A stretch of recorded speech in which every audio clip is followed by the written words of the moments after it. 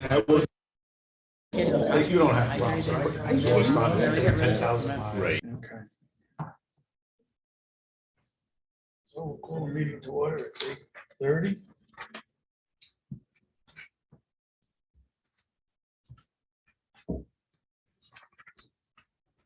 CRC here? Or just a minute? Just idea. Just IDA, okay.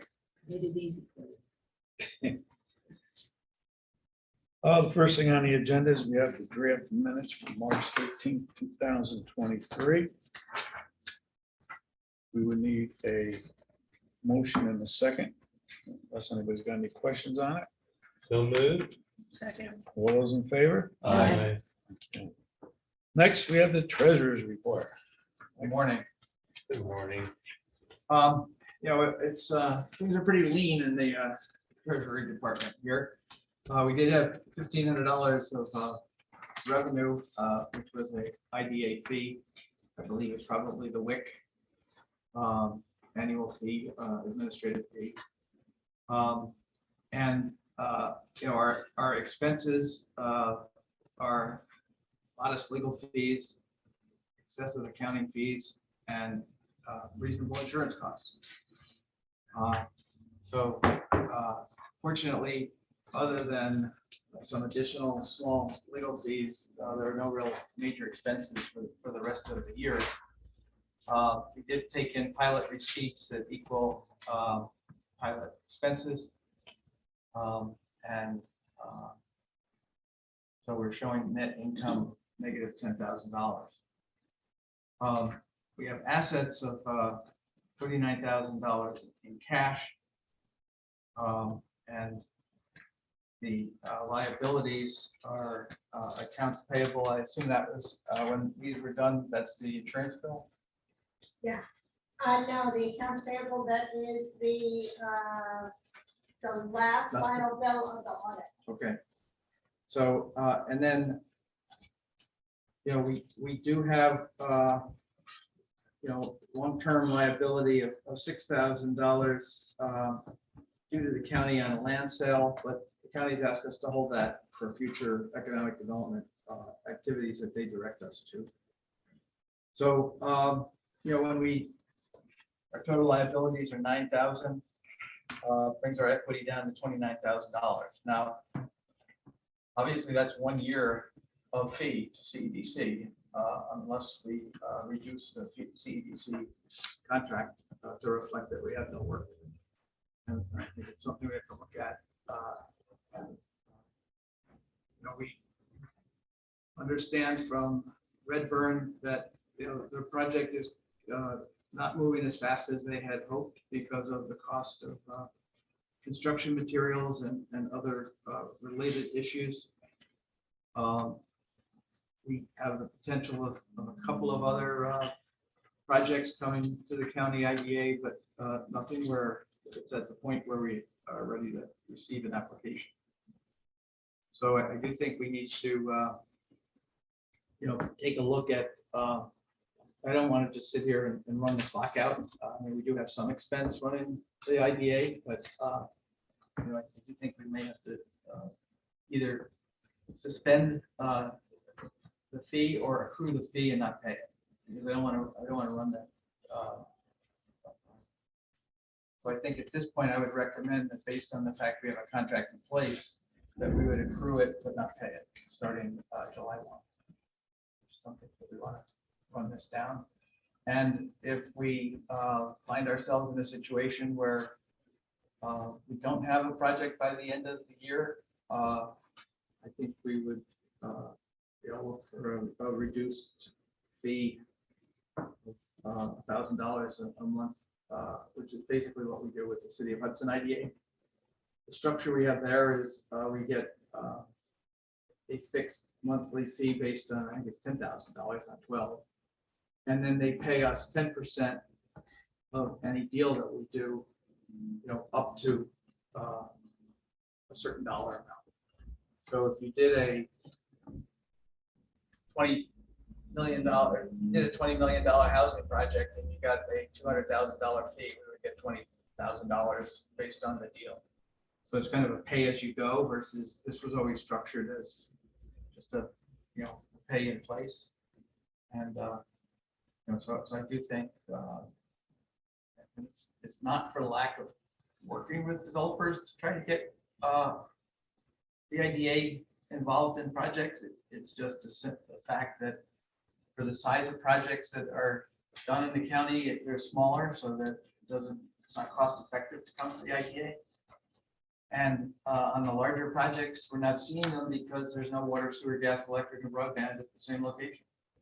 With 6 sewer districts, there's very few places you could build 150 units of housing. Or there's very, and I do think there could be some warehouse projects, but again, they're probably 3, 6, 9 months off. Mike, you mentioned just briefly that there were a couple of projects down the road that are possibilities. Are they both housing related? No.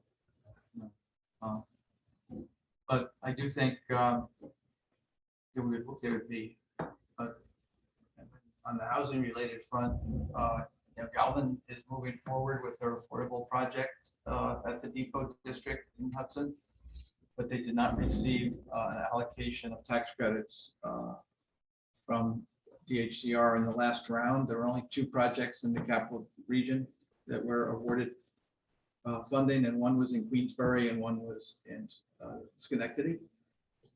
So I think, if you're looking for geographic equity, we're probably in the next 1 or 2 rounds for this project, because the state does continue to say that it's an important project for Columbia County and the city of Hudson. So, I would, I don't know that we need to vote to suspend the fee, but I do think we need to be realistic in terms of, we are all in this together and we're not arm's length third party. So I think, at this point, we will stop. We will continue to accrue the fee, but not pay it in July 1. That's why it makes your balance sheet go. Well, and I might decide at CEDC not to accrue it so that we don't write it off, because, and then I would come to you at the August meeting to amend the contract. I need to go to the CEDC board on the corollary. And I think what we would propose is $12,000 a year, $1,000 a month with a kicker. So that, if you close the project, and the idea was getting a $200,000 fee, we would get 20% of that fee.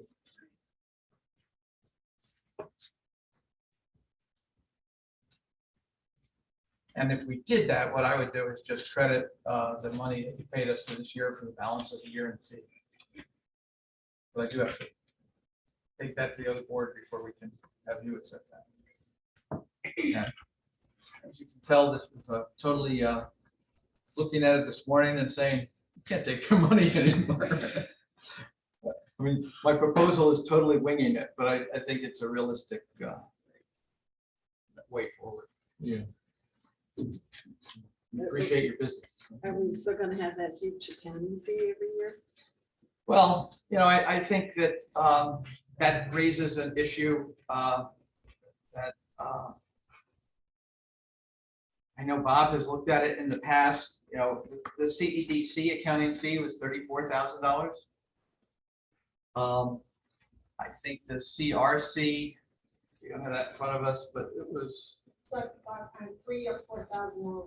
$3,000 or $4,000. I mean, my argument would be if we have no new business and we had the projects that were in the pipeline other than the WIC have rolled off, Premier and Apple Ice, that the level of activity and the level of regulatory risk that they were reviewing in addition to the finances is back to the level of CRC, which would cut it in half. But if you start to do more deals, then you're probably still looking at the $8,000 to $10,000 accounting fee. Mhm. But we'll get back there. We won't. I don't want to run out of 3 years at $12,000 gets you to running out of money. So it gives us 3 years to get back in the game. And we will. It's just a matter of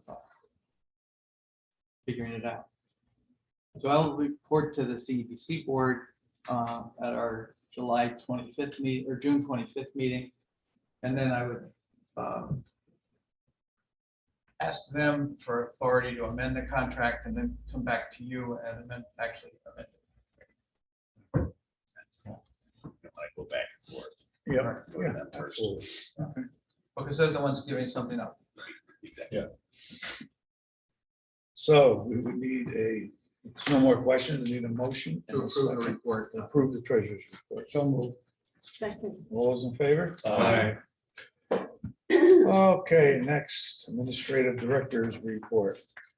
Jessica Gabriel has been working with us on looking at the policies, looking at the application. There's more work to do.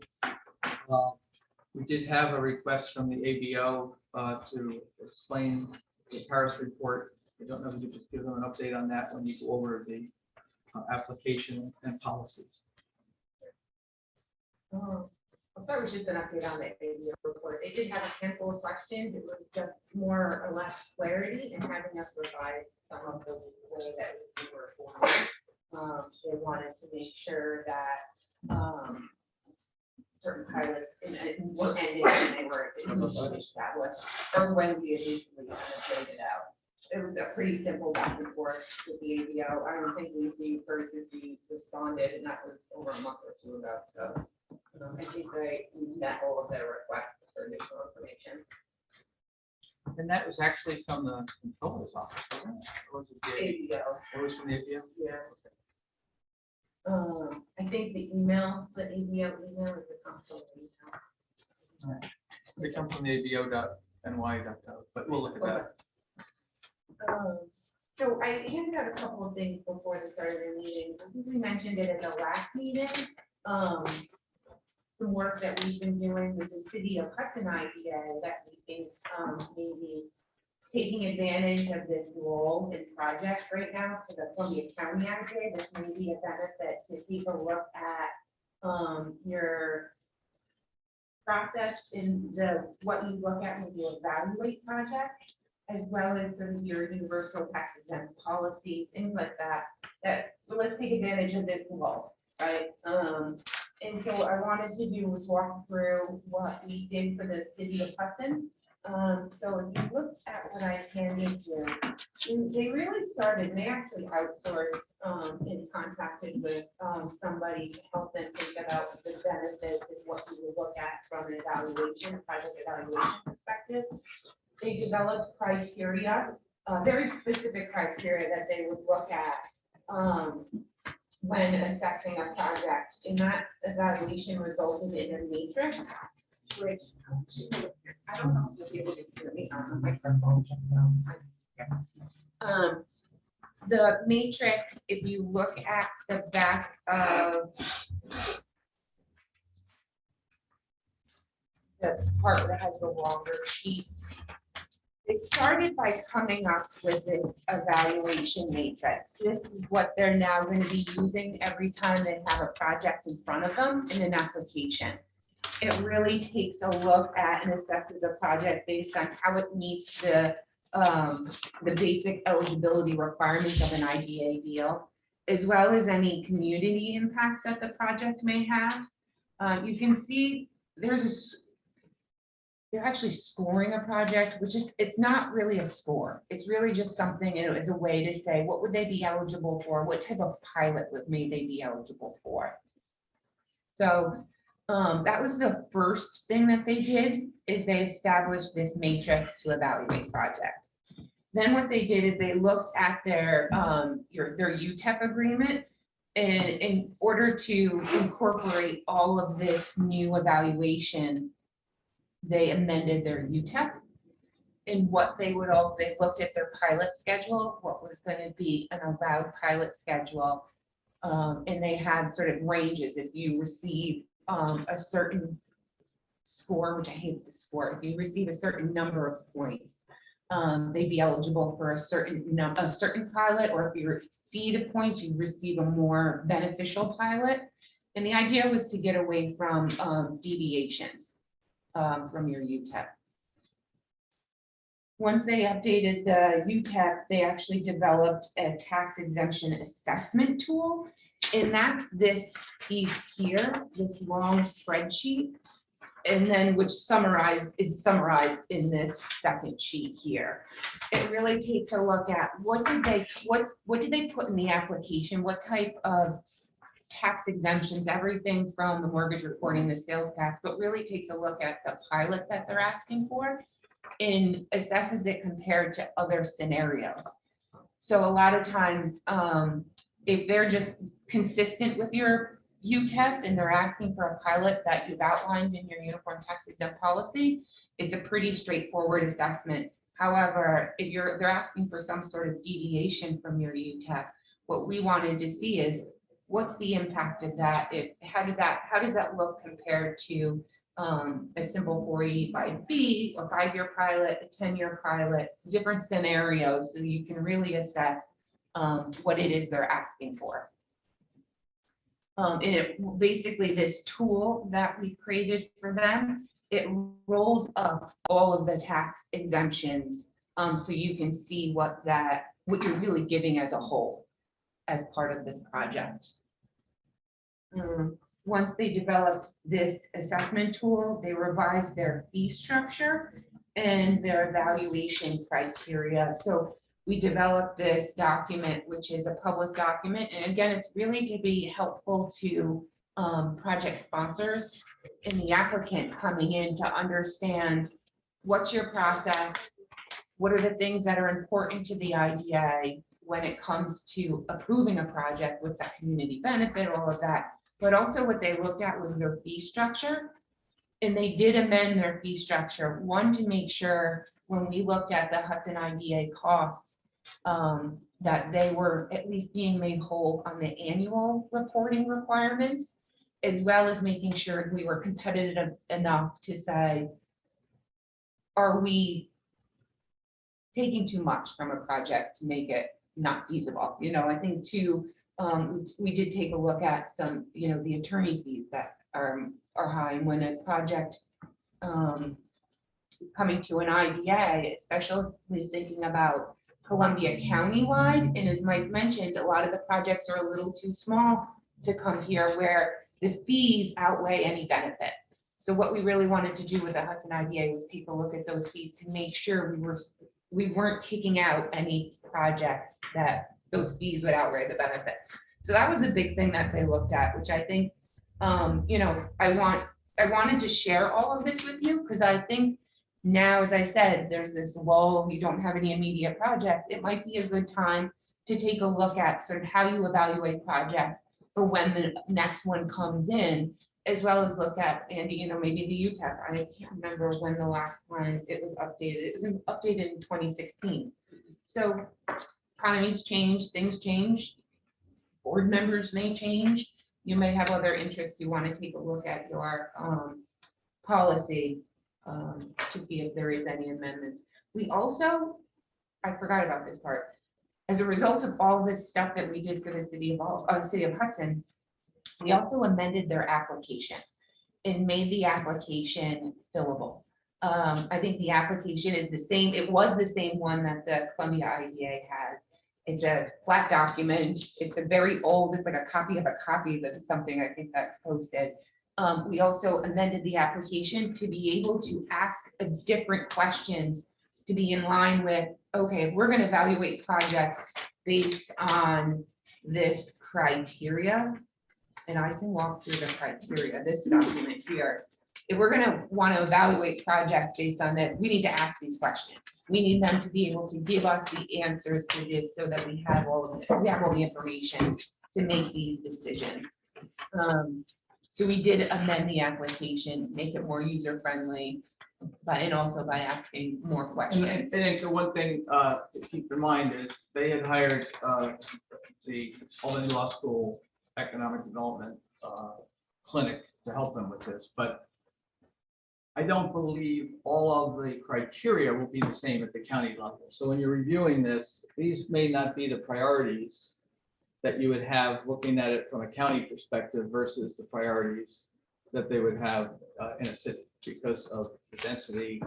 And you would be tailoring these types of criteria to match the goals that you're trying to achieve if you decide to put one of these programs in place. And then I think, there are very few IDAs that haven't gone to this next step of evaluation. But it doesn't have to be as complex as this. No, it doesn't, absolutely. And I think, as you mentioned, Mike, there's a lot that have gone this way, and it really is to back yourselves up.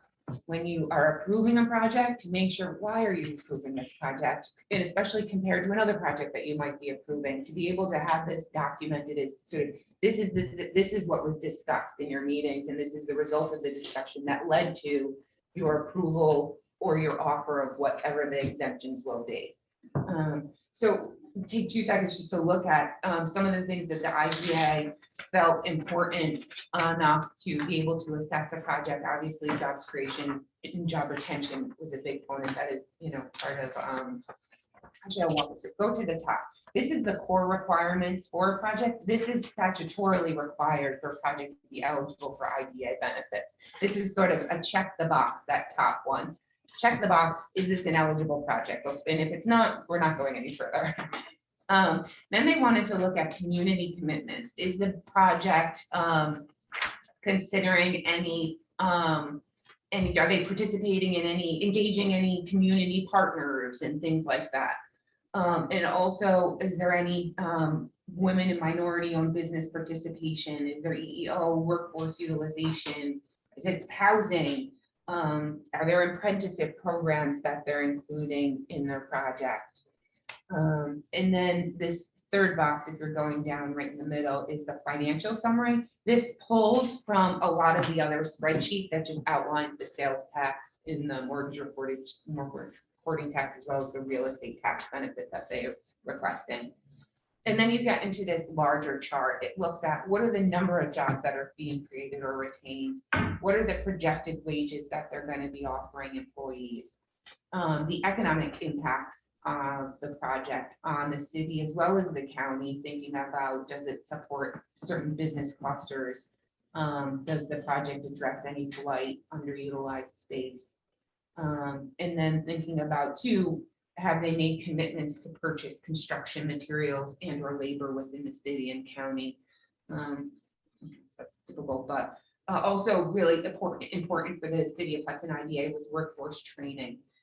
They wanted to see a strong commitment of from project that they were working with the workforce development office at Columbia Green. And really this matrix says, if you're doing the basics, we'll give you the basic benefit.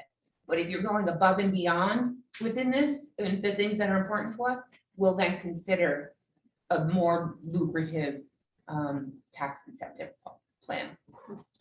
Affordable housing, because that is for the city of Hudson, a huge topic and need. So that was one criteria they wanted to look at. Also, if your project is addressing any environmental concerns, and then anything additional.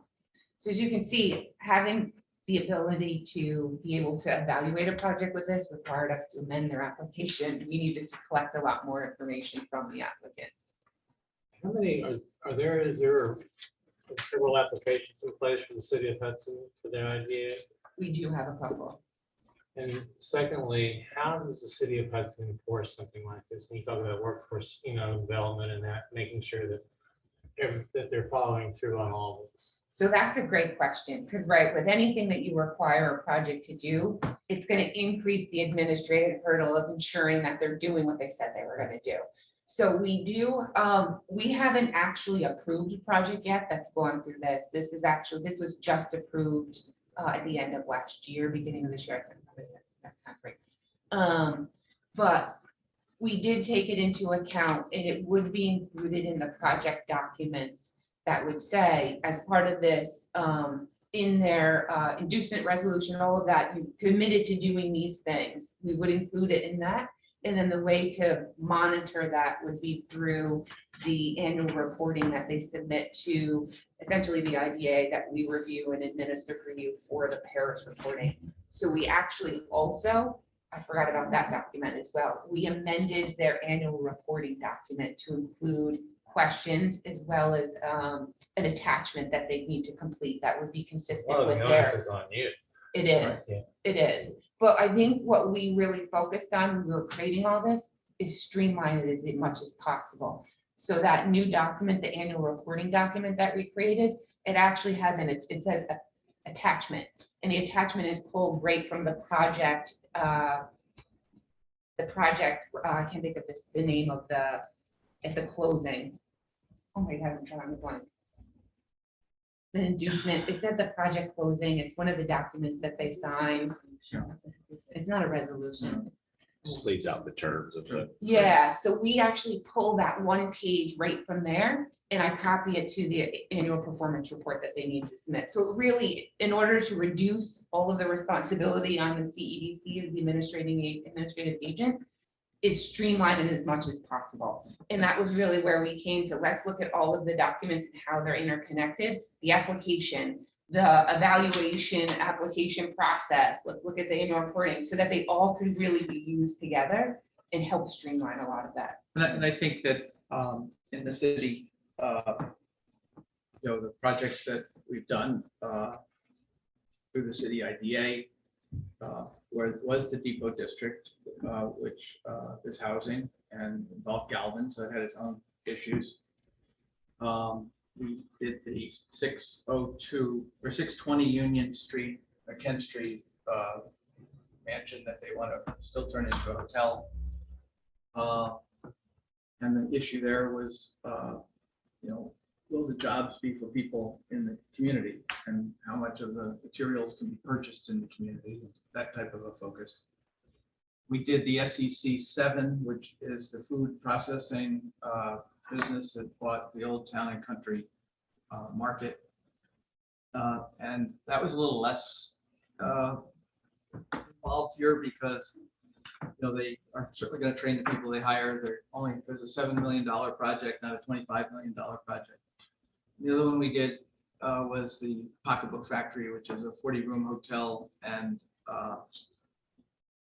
about 35,000 square feet of either office or gallery space. And but there are certain criteria that come in the statutory establishment of the IDA. But right now, the criteria that you have established under your policy for eligible projects is 1, extent to which the project will create and retain jobs. 2, comparing that to the estimated value of the tax exemptions. 3, the amount of private sector investment. 4, the likelihood that the project will be accomplished in a timely fashion. 5, the extent that new revenue being provided to the What taxpayers. he's reading is on the back of your packet, just so you're following with what he's reading. And so the new revenue provided over and above what the property is collecting now. And finally, additional public benefit and local labor construction jobs. So any additional public benefit is kind of what this process is being designed to fetter out. And then your policy includes the following additional criteria may be applied to commercial developments: regional wealth creation, distressed census tract, alignment with local planning and zoning, promoting walkable community areas, elimination of blight, proximity and support of tourism facilities, local or county official support, and building or site has historic designation, and brownfield remediation. So it's this is not intended to narrow the criteria that you've already established, but if there are particular unique opportunities with a particular developer to encourage them to do more, this process gives you the chance to identify that, quantify that, and include it in the final documents. And we're on a project by project fee basis with the city of Hudson. Yes. And- With a $10,000 retainer to do the, The question about because I watched the pocketbook factory that started this whole dialogue, and it seemed like a lot of what they were asking, I didn't even know it was legal to ask to put these restrictions on projects. right. Like we- for us. and to, what we like, did- what's the- Well, and it's what we did at that meeting was we took the statutory criteria that the state has in place for IDA project approval, and we went through each one of those individually. And you're right, Sarah, because in my response to the ad hoc community group that formed in opposition to the pocketbook factory, many of the issues that they brought up were certainly issues that need to be addressed, but the IDA was not the vehicle to address them. They wanted to have the manager of the hotel call the social service commissioner at 5 o'clock every day as to how many vacant rooms they had that could be used for emergency shelter for homeless and other people in danger. They wanted the hotel to open their public space on any rainy day that Oakwood Park had summer camp so that the children wouldn't have to be sent home if it rained. They wanted the developer to create a residual fund that would subsidize legacy neighbors in a 4 square block area for any increase in real property tax in the neighborhood resulting from the hotel and office building improving and enhancing the neighborhood's value. You know, I said, you know, homeless shelter needs are important, but those are community obligations outside of the role of the IDA. Putting in place an accommodation for a park, camp at a park when you may have a industry association holding a conference at the hotel. I mean, you know, the liability of having 20 kids are running around because it's raining is not the right place to address that. The issue of, you know, subsidizing real property taxes resulting from an increase. Will you provide a repayment for those subsidies if and when you sell your property at a premium because the value of the neighborhood has increased? And it wasn't to put them off, it was to engage them in identifying what are the real issues that you're raising and which entity of government or society is responsible for working with you to address those. And not just throw up issues that are unrelated to the project or unrelated to the IDA because you're looking for a way to stop it. And so I think we still have a fight. You know, we ended up at the end of the day with a respectful dialogue with the group. And, you know, we continue at CEDC to have discussions independent of the city IDA as to how you address homelessness and youth recreational facilities and things of that nature. But yeah. Yeah, I think we can use it for here to enhance the dialogue of community engagement to make sure that somebody is invested in that. And if they understand what our role is. Yeah. But again, you know, we had, and before the IDA at the city went to this level of engaging someone to look at it, some of the IDA members were asking, you know, the developer should only be allowed to hire people who have lived in the city of Hudson for the last 2 years. And I said, well, what if they need a chef and they want to hire someone from New York and he or she are going to come up and live in Hudson? Well, that wouldn't count. I said, what if the person you hired as the server becomes the manager and now can afford to, wants to buy a house in Greenport? Well, they should be fired. Well, I mean, anyway, that stuff violates the US Constitution, right to travel. And so, you know, I do think we can't let people use the IDA for purposes that it has no engagement or role or responsibility. Okay, So I think too, we take this and see if this is something, you know, that Columbia IDA should be looking at doing, to let, as Mike said, in maybe a simpler fashion. I think when we're gonna be looking at is, housing. There could be a hotel proposed somewhere in the county at some point, but again, it's gonna be in poor communities, because, the sewer system in Right. Kinderhook isn't big enough to support one. So you've got, Greenport, Hillsdale, Chatham. And you're gonna be looking at industrial or agribusiness facilities. And again, I think at the county level, your principal purpose has been to expand the tax base by generating more revenue and taxes than that property is generating now, and creating jobs. And get into the nuances of, what kind of jobs and what they pay, and all of that, is certainly a worthy exercise, but it can't be at the expense of killing the project. With these new forms, it looks like it really clarifies a lot, Jessica. This is And the, just easier for us to. and putting aside what the criterias are that would get you into the super, incentive. This is what we've been using, but Jessica was able to, we were doing this on backs of envelopes to evaluate projects, but she's created this so that, we can instantly put in the data and it will, put out the numbers. It doesn't necessarily eliminate having to use an independent third-party consultant to evaluate the cost benefit, but it certainly cuts down the work they have to do to make that analysis. And How much many of them did are Hudson now pay? using this.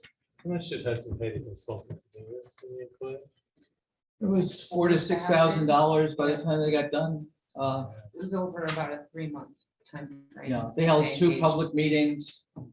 And again, in an urban area, you're impacting so many more people with a project that, it makes sense, but, to, go out and, if you have enough criteria that you can put points to, when you look at that list, someone says later on, well, how did you decide to do this project? And there are so many things on that list that are positive, and there are a number of things that don't apply. And, if your purpose is to create jobs, increase tax base, and do no harm in the process, isn't that what the planning board is there for? Isn't that what zoning is there for? Isn't that what other government restrictions and regulatory structures are designed to, or intended to address? I think too, so we've used this once so far. We just started with this last month, our last monthly meeting, where we started to plug in and use this for one project. And I think what I've seen so far is that this new process helps format the discussion among the board members. And to get to Mike's point, it sort of helps focus the conversation on what the IDA purpose is and what they should be discussing in that impact. Okay. One quick question. The project pocketbook factory, right? Right. That's still moving around? Yes, they had, Senator Gillibrand was in town on Sunday to tour it because they're now adjusting some of their financing to use PACE energy funding, which is a program that both the county and the city of Hudson have adopted, where you're able to get lower interest loans on costs associated with energy efficiency and other energy related aspects of the project. And also they are working with a company in Texas to use EB-5 financing. And EB-5 financing allows the entity making the investment to solicit and collect investors from throughout the world by providing, in return for a $500,000 investment in the EB-5 company that then invests in particular projects, a green card. So for $500,000 of investment, you can get someone in your family a green card. What are they doing with the pocketbook factory? Could be a 70,000 square feet, 35,000 square feet is going to be a 40-room hotel with restaurant, bar, and spa. And there'll be the balance of the 35,000 square feet is going to be 2 floors of office, some small retail, and hopefully some gallery and public space. And they put $4 million in the building already in terms of structural work. And, you know, when Bill and I were there with the senator on Sunday, and, you know, doesn't look like they've done much, but there's been a lot of What are they gonna do for parking? they have an agreement across the street with, is it the city? I think it's a city parking lot that they have contracted with. They'll no doubt have to do valet. You know, there has been some discussion that, you know, the city really ultimately is going to need a parking structure of some kind. I know there's been some discussion about this parking lot being used for that purpose, but nothing that's really come to fruition. I think, you know, one of the concerns were, you know, the people living on the immediately adjoining streets were parking. But, you know, it's interesting, those homes were built so that people could work at the pocketbook factory and walk to work. So that changed. It's all interesting how all this evolves. You may be aware that there was particular issues with the Orange County IDA, and we've talked about this a little bit in the past. And, you know, clearly their executive director, several members of their staff were basically double dealing, and I'm not making any accusations. These people were indicted and either pled guilty or were convicted of you know, having a lot of interconnected illegal affiliations, and they were paying rent to buildings that they owned. And so now they're the only IDA in the state that the state legislature has authorized an overseer. And the overseer has the ability to reject the terms of any IDA agreement that the board makes. What The county? IDA also has to pay for that monitor. What county is that? Orange County. Ah, And it was introduced and by the senator who Sculpus, who it's his district. So, you know, Jessica and I attended an IDA conference, Sarah attended, and Rick at Culinary Institute in Hyde Park. There was some discussion of this issue at that point. It was in the legislation had been introduced, but not yet passed, but did pass. And also Jessica and I were at the New York State Economic Development Council annual meeting in Cooperstown several weeks ago. And there was a session on IDA rules and regulations. And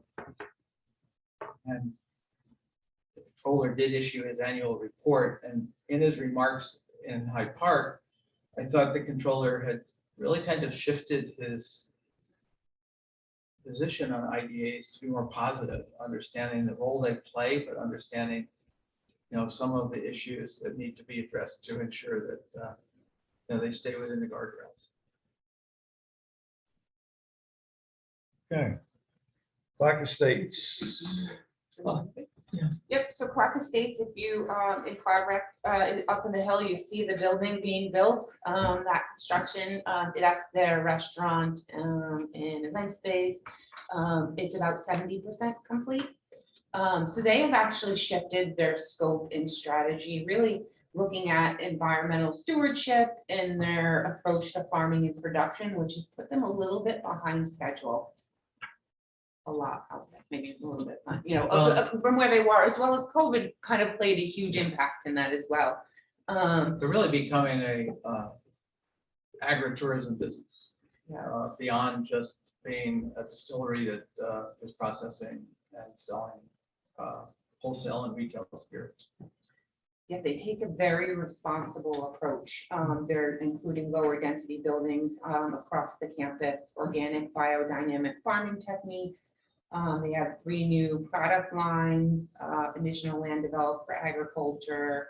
I think what's exciting is they have so far,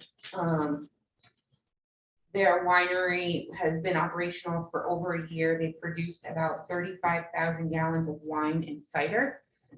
They also have received a temporary C of O for the distillery bay.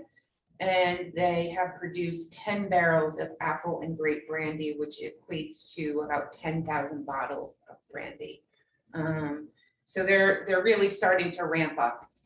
They do see and anticipate a hiring challenge, but have accelerated and increased employee benefits, and are trying to kind of get ahead of that a little bit. They do plan on ramping up hiring for the restaurant and event space over the summer. Do they have lodging facilities?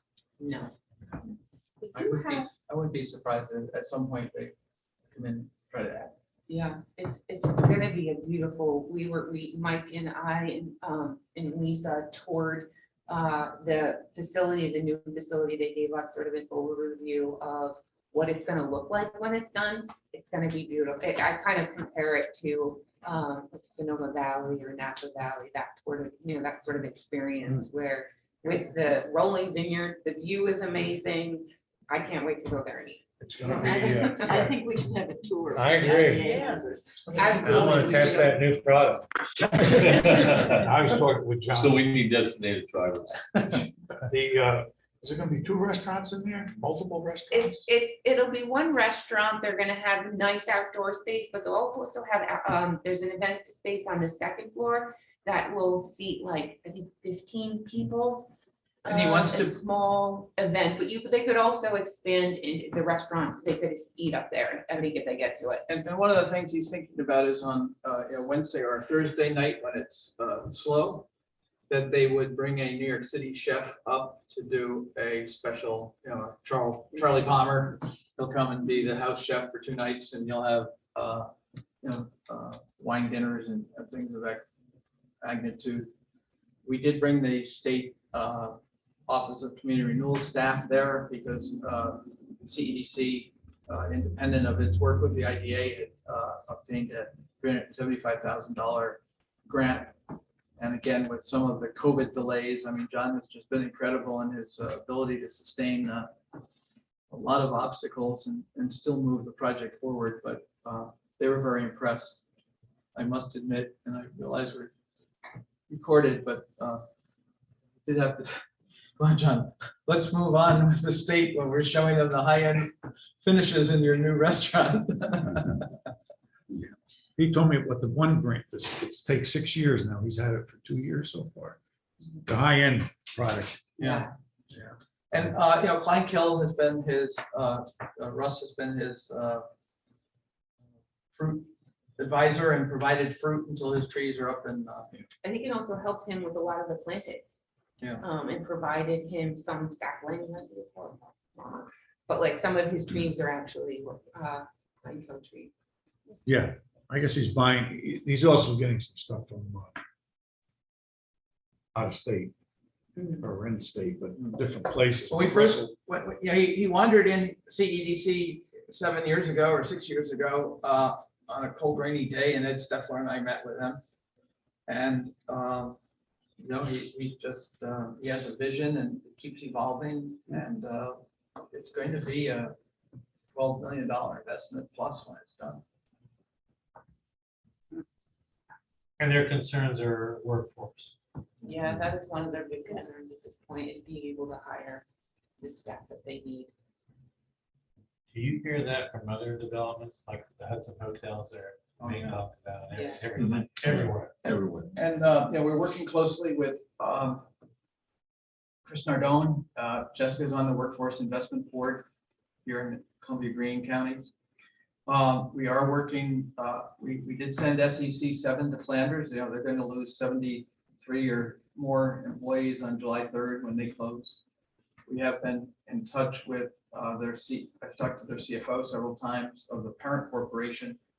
We do have two people who have called us about possibly buying that property, and that could be a potential IDA project that they do.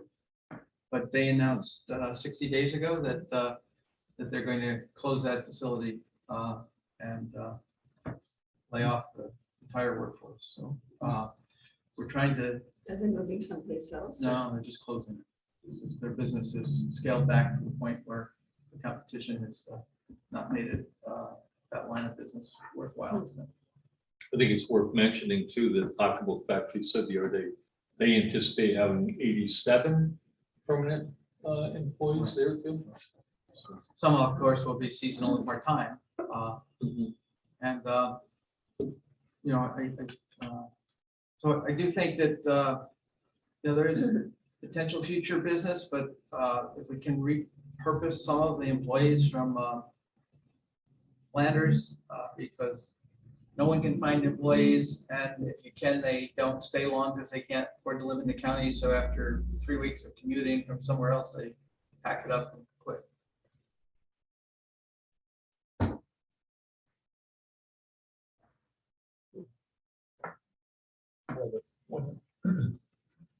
Redburn's project in Greenport, that was workforce housing, but I think the number was $40,000 to $90,000.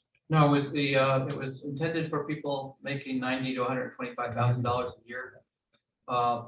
Now, Chris Brown isn't here today, but the median It's 102,000 for Columbia County. for the family of four, median income for HUD, which isn't the Census Bureau's median income, is now $102,000. Which increased dramatically over the It's last up year. $25,000. Well, what was the numbers the other day somebody put out? Was it Chris, that was 87,000 median income? Was that Well, the county? Now it's 87, well, 118? 68,000 was the Census Bureau's median income per household. Now, HUD puts out median income for a single family of 1, Based on your family. 2, 4. So there's two separate standards, but you know, it's somewhere between 70 and 100 grand. Now, you know, It's crazy. I mean, the county doesn't pay salaries like that. well, it's households. It's households. So if you have Yeah. two people at $50,000, you get to 100. Well, he threw the numbers out. It was 87,000. Right. And then now it's 100. I thought he said 118. 102. 102 was it? So So if you make less than that, then you can't get into Redburn's place? No, if you, No. you can't make over can't that make more than amount. that. That would be the maximum amount. See, and I think, you know, the Board of Supervisors, when they were looking at housing, the very low income housing, there's, you know, there's a company that's coming in to buy Skylar Court and Providence Hall, and they're going to renovate it and put it on, renew the 30-year commitment to Section 8. Now, if Redburn, if Galvin does their low-income housing tax credit project, you've got the Mental Health Association's project in Greenport. I mean, they're at the lowest end. I think there's over 200 people on the waiting list who have Section 8 vouchers and they can't find a unit. So after a certain period of time, you roll off, have to get back on the list. Where does that number come from? Because that number's been kicked around for a while, 200 people on a waiting list. Comes from the City Housing Authority. They've used that number for years. Yeah. The, back to Redburn, what was the reason that they've slowed? Well, initially it was a question as to what the assessment would be, because the state has this new rule that if your project gets more than 30% incentive from federal, state, and local government, that you're subject to prevailing wage rates in your construction, and that would kill the cost of that would drive the cost of the project to where it's not viable, or at least not viable for rents that would support the population. He got caught with COVID was when we were doing that, and then COVID came along. Yeah. And then Kind of hope that works. And then now what they were looking at was 350 unit buildings so that, you know, they could hopefully ride out and dollar cost average the interest rates coming down. But the other, you know, so we're optimistic, but, you know, there are other things that, you know, I would say that's a 50-50 chance project right now. And it was 80-20 a year ago. Yeah, that got a little rough on them. Yeah. Well, the number was, I think the number of the assessment was 90 million. When they, Yeah. and that's what really threw them. Because Mike, they got. the issue was that it pushed them to 28%. Because what the supervisor was willing to accept as a pilot would have resulted in a 28% benefit from the state and local entities. And they couldn't take the chance that they go and build it and then find out that when the audit was done, that they went to 31% and then have to back pay everybody for the wages. And then look like they had done something wrong. We do need warehousing space. We are working on, broadband's wrapping up, cell service, childcare, housing and infrastructure, kind of the focuses of CPC right now. We have 2 minutes left. Okay. I guess the next is any public comments. I don't think there's anybody on. Okay. So, Boy, did they miss out. yeah, I guess so. You'll have to listen to the recording. If there's no other questions, we'll need a motion to adjourn. So moved. Second. It was quick. All those in favor? Aye. Okay.